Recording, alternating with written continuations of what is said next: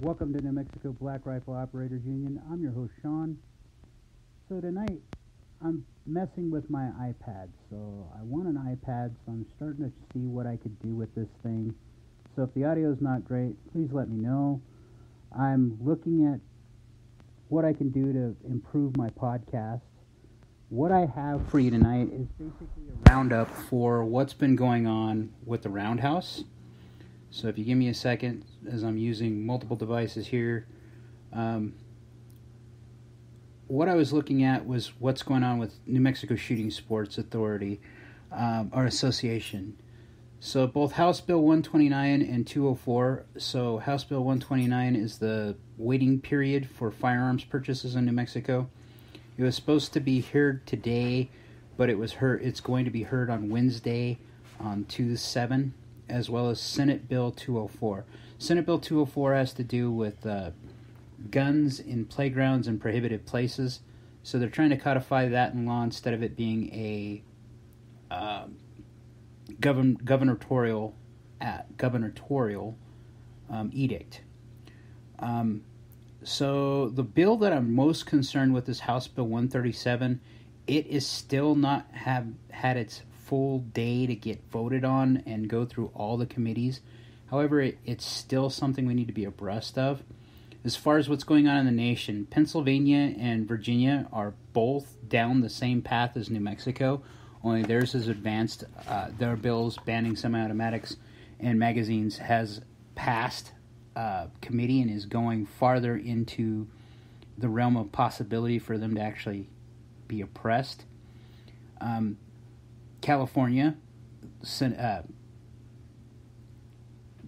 Court District 9, Supreme Court District 9, naturally interceded on behalf of the state of California and stopped their ammunition background checks. They were supposed to get away from having to do that because it is unconstitutional. There's multiple statutes that say this is unconstitutional, and it's been found in other courts, specifically the Illinois court district, that this is not something that should be a thing. I'm worried about this because if this gains ground in California, just like everything else in California, it kind of spreads to the rest of our country. That's a big concern. As far as everything else that's going on, well, in the 2A world, everybody's kind of wound down from SHOT Show. I've been checking out more of the stuff that's come out from SHOT Show, and it really does seem like there hasn't been a lot of new cool things that have come out. A lot of push towards modernizing and doing cool things to the AR-15, which I don't know how much more you can make the AR-15 America's rifle. It already is the Lego gun that we love. If I was going to introduce a new shooter, the AR-15 would be one of the first two guns I introduced them to. One, because it destigmatizes it to a new shooter. I have friends that I've taken to the range that were very anti-gun until, especially the AR-15, until they shot it. And I think that's what a lot of these people are doing, is they're projecting on us their own insecurities. They don't trust themselves with a firearm. They don't take their own self-ownership as to what they can and should do to defend themselves and protect themselves. So they naturally think we shouldn't either. This is typical of anyone who is a big fan of big government, and that is where we're at.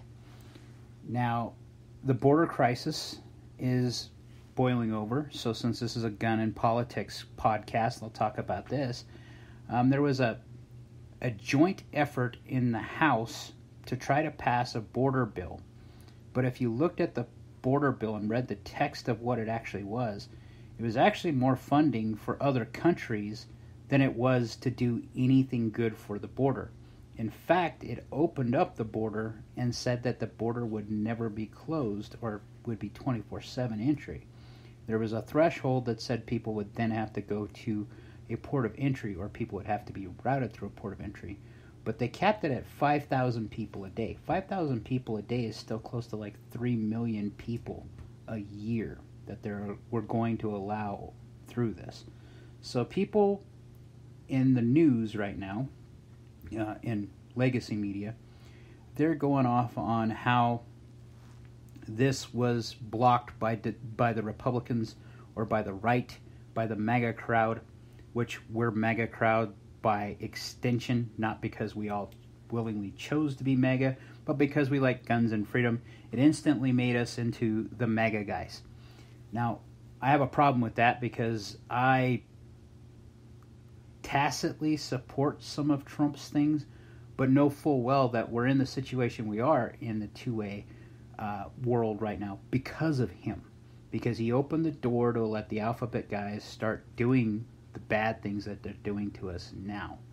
And I still have a very big axe to grind for the man, and he has a lot to atone for if he ever is elected again. That said, right now he seems to be the only real viable option if you're anywhere near the pro-2A spectrum. The libertarians have actually been floating the idea of putting JFK Jr. or the JFK legacy, the guy that is, I think, his son or his grandson or something like that, or his nephew. I don't know. I haven't paid attention to him other than to know that the guy is very anti-gun. The guy actually came out and said he would actually sign the bill if bipartisan support came through the House and the Senate to get rid of the Second Amendment. That means he's an absolutely non-starter for me, and if the libertarians actually look at him at any hard, concerted effort or any serious manner, it means the libertarians have lost even more of their ground that they ever had, in my world. Now, Biden has been the biggest oppressor of the 2A, or trying to, but he keeps running into roadblocks with the federal courts, and that's to our favor. The other thing that's big in the news right now is Tucker Carlson apparently interviewed Vladimir Putin, and a lot of people have some issues with that. Me personally, I think that we should open the aisle. You know, I would have no problems with Tucker Carlson actually interviewing Biden. Anyone that is not open to having someone actually get interviewed is kind of not wanting to, they're wanting to control the narrative is what I'm trying to get to. And that's a bad thing in the political world, especially the gun world, and those of us that love freedom. Now, what I mean by this, though, is that it shouldn't be a softball interview either, though. You know, Putin did a bad thing. He invaded a country. That should not be overlooked. The fact that his forces have done basic war crimes in Ukraine, that should not be overlooked. But looking back on our history, a recent history of wars, what have we done that would be considered a war crime? How many bombs have we dropped on unarmed civilians or had rogue agents in our military cut loose and do bad things? I don't know if that happened with the Russians.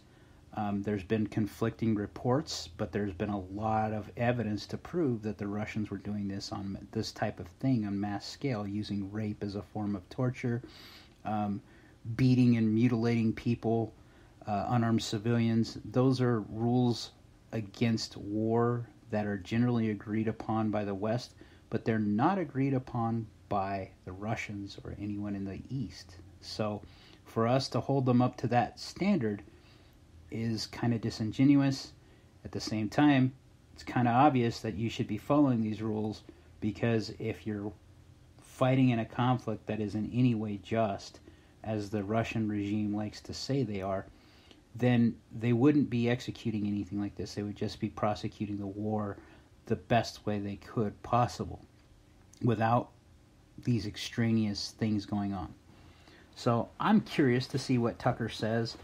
I can take or leave Tucker Carlson personally. I think he's an interesting individual. I think he's actually closer aligned to being a constitutionalist. And that's why he was excised from Fox News, is because he was trying to pursue these stories about January 6th and how they were actually let into the Capitol and walked around. You know, I have a friend and a friend of this podcast who was covering that and was done up by the court system. Now, I'm kind of torn on that because anybody who saw the stuff that was going on in January, around that time, knew this was a federal setup. And that's how I feel about the border situation now. So while they're doing trucker convoys and everything else to try to get down there, all it takes is the wrong people at the wrong place with the wrong bad actor. And given what we've seen with January 6th, I would say it's probably a federal actor or a false flag actor. That's something that has taken me a long time to come to reality with, is that there is definitely a concerted effort to use false flag type of operations. It shouldn't have taken me this long. I mean, there's such a thing as Operation Mockingbird that's been around for a long time. There's also been other things that, the Gulf of Tonkin was a false flag that got us involved into Vietnam. It's not outside the realm of our country, as great as it is, for idiots to be in power to do bad things to get us into other places. Money moves things. And the military-industrial complex has a lot of lobbyists. And that's what has me concerned about what our state of our country is right now. Economically, I think we're the weakest we've been in a long time. We all feel that. You can see inflation. I think some of this inflation is still blowback from starting and stopping the economies of the world, and we're still catching up to that. I think there's a demographic shift throughout the world, including our country, that has left one Generation X, my generation, one of the smallest generations ever generated by our country, having to account for one of the largest generations, the boomer generation, retiring. And that causes inflation and deflation and stagflation and other things if you look at it from a purely economic and demographic standard. Now, what is more concerning to me is the decline of Western society. We have allowed communist ideals, in my humble opinion, to infiltrate our country in such a manner that we're seeing these Marxist ideas, these radical left ideas. If you look at them and you've studied Marx and you studied any of the communism stuff because you were, like me, trying to understand our enemy, you can see these echoes in our current life. You're seeing these people espousing ideas that they actually have economic ideas, these diversity, equity, inclusion ideas that have no real basis in reality, but are actual pure Marxist ideas. And they've infiltrated the liberal mindset, and the liberal mindset has propagated that to teachers and throughout the entire country, and we're facing that problem now. We're having an identity crisis in our country, I think. Well, some of us are. Some of us still believe, like I do, and like you do, because you listen to this podcast and like guns and politics, we're outright red-blooded, true Americans. We still fly the American flag. We still salute the flag.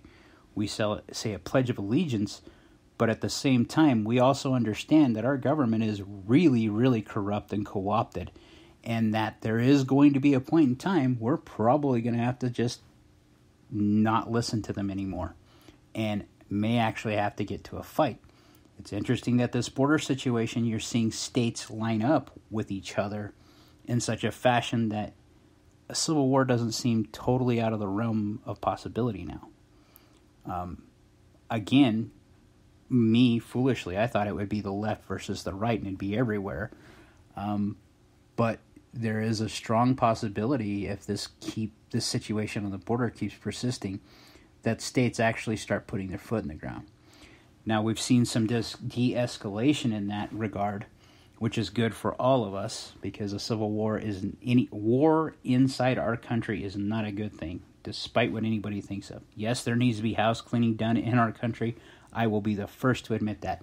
However, civil war would destroy pieces of our country, and then you have to look at how the Overton window of politics would shift, just like it did after the first Civil War. There would have to be some healing. Then you would have a really, really strong authoritarian government for a while until they felt that they fully got all the rebellion out. Whether it's one side, the right side winning, or the left side, them winning, either one of those is a bad possibility because you could see an authoritarian regime taking over either way. And I'm not for that. I'm not for what we need is decentralized power. What we need, in my humble opinion, is we need to shrink the size of our government. We need to fire everyone that's in there right now and start from zero and go back to what our original founding fathers actually said. That said, if that ever happens, one of the first things they need to do is rewrite the Second Amendment as if you were talking to a 2-year-old so that there's no room for interpretations. The same with the First Amendment and any of the other 10 amendments that are in our Bill of Rights. Because if you give anyone an inch in this regard, we've seen what's happened. We're fighting right now, tooth and nail, just to keep our rights in New Mexico, even though we are one of the most crime-ridden, economically challenged, and undereducated populaces in the United States. And I have the numbers and the facts on my side to prove it. And there is 100% correlation, I believe, with 97 years of Democrat control in New Mexico. If you look at Democrat strongholds throughout the country, California, specifically large cities, you see decay, you see economic downturn, you see the rise of crime, you see these policies in their ultimate 100% carried out to the letter, their perfect instance of it, and you see these states and cities fall. New Mexico isn't far behind that. And I think we have to start making our voices louder and prouder. And back to the Tucker Carlson thing, because I just thought of this, it's actually a good thing that it's showing that the media narrative, or that the media has lost so much clout, that there are people going outside of the system to go interview these other people. You know, it would be strange, wouldn't it, if Tucker Carlson somehow got Putin to back off and in peace got settled by civilians and not the government. To me, that seems more realistic. You know, it's an interesting world we live in. And as I start messing with this stuff, I apologize again, so if this isn't the greatest, let me know. You can email me at atin082 or atin082@gmail.com. Like, share, subscribe, and most importantly, be great.